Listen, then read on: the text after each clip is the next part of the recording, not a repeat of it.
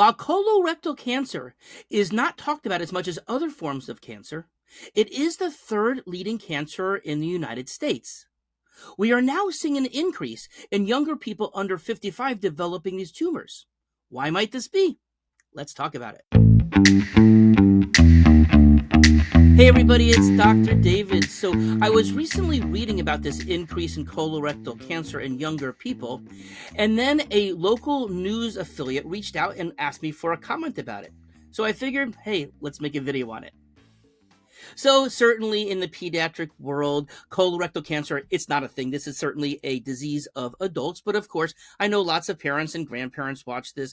And of course, if this is due to what we think it is, which is poor lifestyle, sedentary lifestyles, poor diet, then establishing those things properly in early life can be preventive later in life. So that's what we're going to get into today. Okay. Now, let's first talk about this. So colorectal cancer, okay? So there's colon cancer, there's rectal cancer, and then it can actually cross over. So as you may know, the colon is the large intestine. Starts where the appendix is, down here, comes up, comes over, goes down, and then it leads into the rectum, which is the last part of the colon, okay? Now this is different than anal cancer, which is the pucker. Okay, and anal cancer is usually caused by HPV, the same thing that causes cervical cancer as a sexually transmitted disease. This is different. Okay, so colon cancer, rectal cancer together, if it's involving both, colorectal cancer, but it is the same type of tumor for that. Adenocarcinoma. So that's why people will talk about colorectal cancer in the same breath, even though some people could just have it in the colon or could just have it in the rectum, but it's the general term used for these adenocarcinomas. Okay. Now, usually first, they develop from a polyp. Okay. And not all polyps, though, become cancerous, but they usually do come from a polyp. And that's something important to understand because that's where prevention can be very helpful. Okay. Now, over 150,000 Americans are diagnosed with colorectal cancer every year. So as I said, this is a common thing, okay? But we've seen over the past few decades in America, there's just this an overall increase in colorectal cancer. And in people under the age of 55, those who received the diagnosis increased. It was 11% of people under age 55 who were getting the diagnosis in 1995, but now it's up to 20% in 2019. So about 14 years later, and this is according to the American Cancer Society. So a larger percentage of people under the age of 55 overall diagnoses of cancer. So it's a larger percentage of younger adults now. Not larger than older adults, but larger than what it used to be, more than double that amount. Okay. Now, what they did find is that the rates among 65 and older has actually decreased since 2011. So things are getting through, obviously, when you're older in life. People who, maybe they don't get the recommended screening done at 40, 45, 50. Maybe they decide to do it at 55, 60, 70, etc. So, maybe people are screening and finding things earlier are causing a problem. But overall, that is a thing that it seems to be developing more in younger people, and less in older people. Okay, so 75% of all colon cancers could be avoided according to the American Cancer Society. Okay, and so there are things that people can do, and first and foremost is screening. Okay. Now, it is recommended to start colorectal screening at 45 years of age, but at 40 or 10 years younger than the youngest person in the family, if there is a family history of colorectal cancer. So if there's somebody in your family who had colorectal cancer at 40, you should be screening at 30. Okay, but other people who don't have that risk, 45 is when it typically starts. Okay, now, as you probably know, there are different forms of colon cancer screening. The most reliable by far is a colonoscopy. Okay, it's not pleasant. The prep itself is not pleasant. The river's going to run through you most likely, as you have to clean it all out ahead of time. But you have to go into a center to get it done. It's not a home test. But the advantage here is that the doctor can see the entire colon, and in particular can see polyps that may be precancerous, and they can check for that. And of course, if it's, and if there is a concern about that, they can biopsy it. You can go back in and even remove some if necessary in a second, but hopefully they catch it in the first time. But if you biopsy it, you can see what it is. And if it's, oh, that's just a benign polyp, it's okay, versus, oh, this is precancerous, or for that matter, hey, this is cancerous, you're going to catch it earlier before the symptoms get started. That's the reason why the screening and the colonoscopy is so important.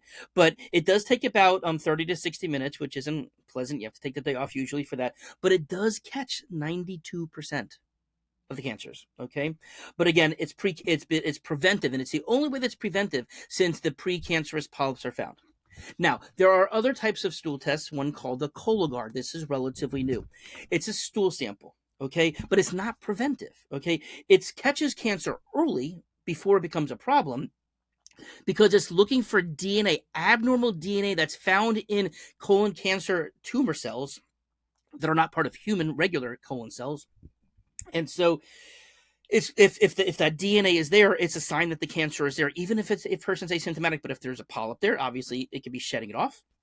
The test also looks for blood in the stool, which in and of itself is also a sign. Of course, if a person sees blood in their stool, that's going to be alarming. But there could be microscopic blood that doesn't get to the point where you would see it on the tissue paper or see it in the toilet.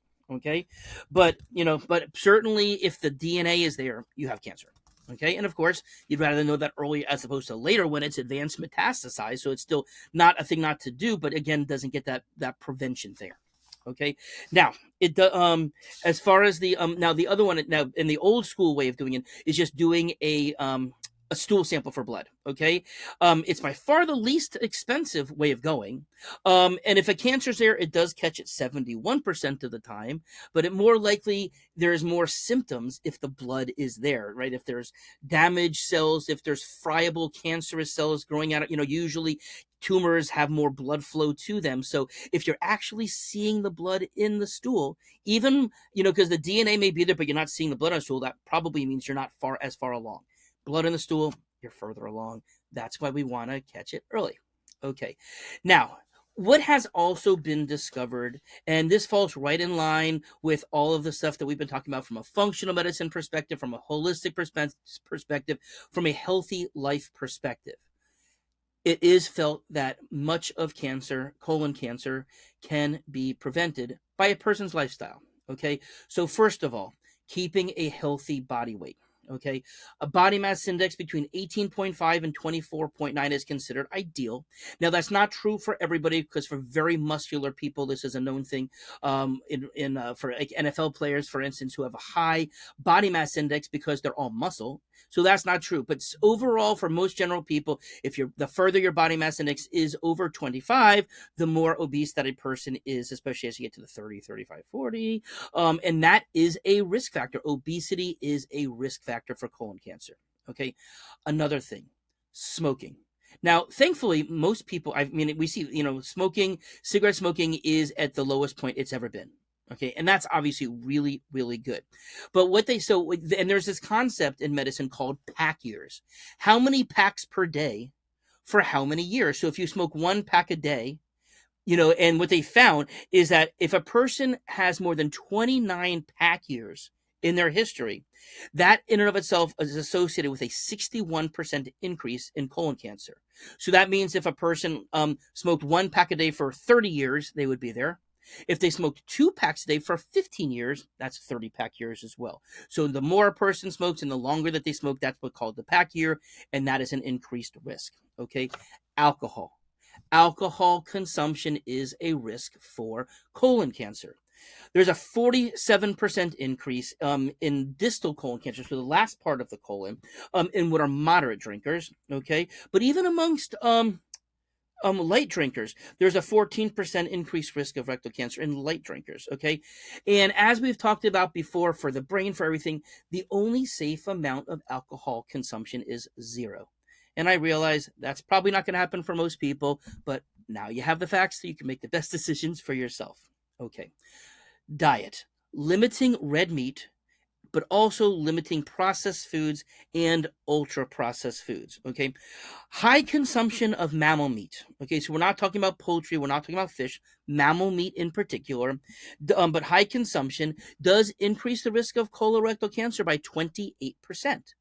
Okay, a high consumption of of processed meats, in particular, like deli meats, sausages, pastrami's, bologna's, not necessarily 100% turkey. Well, again, that's poultry, anyways. But any roast beef that is not cured, that could be okay. But poultry, but processed meats, that in of itself goes up another 20%. Okay, and then for ultra processed foods themselves, okay, recent studies showed that most those who do consume the most amount of ultra processed foods, so we're talking about foods that you can't pronounce the foods and label, that have all kinds of additives, a lot of processing to turn X into Y. That also has a 29% increase in developing colorectal cancer in men. This recent study that I'm quoting is in men in particular, and that was compared to men who ate the least amount. Now, do I suspect it's probably the same thing for women? Yes, but this particular most recent study was men, so that's what I'm reporting on. Okay. Now, this is a mainstream concept now. Having good vitamin D levels. Vitamin D deficiency is a risk factor for colorectal cancer. And as you've probably heard me say umpteen times, you want to get that level at least 50 nanograms per deciliter. So getting above 50, super important. But they've also shown calcium deficiency is an issue. So adults, they should be getting at least 600 milligrams of calcium per day, especially if they have a good vitamin D level. They don't need more than that, even though the recommended daily allowance, the RDA, is 1,000 milligrams. It's actually, that's not needed if you have a good vitamin D level above 50. Okay. And then the other thing, again, just as we keep talking about, eating whole foods, eating whole grains, high consumptions of fiber. Okay. Tending to that microbiome. The microbiome is so involved with keeping our immune system from being able to recognize things, stopping oxidative damage, which is some of the cellular injury that can happen to DNA that can turn things into cancer, etc. So making sure that you have a good, healthy microbiome, eating lots of good fermented foods, prebiotics, taking probiotics if you're not eating enough fermented foods. That is also considered part of the mainstream approach to preventing colorectal cancer now. So, certainly if you've been following this channel and talking about the things that we're talking about, I realize it almost seems like a broken record because those same lifestyle things seem to help with everything, but doesn't that just mean that we are eating healthy and living healthy? It does. We need to be exercising. Didn't throw that in there when talking about weight, but certainly making sure a person is not sedentary. We all should be exercising close to an hour, if not 45 minutes, most days of the week. Walking is better than nothing. Getting your heart rate up is better than just walking.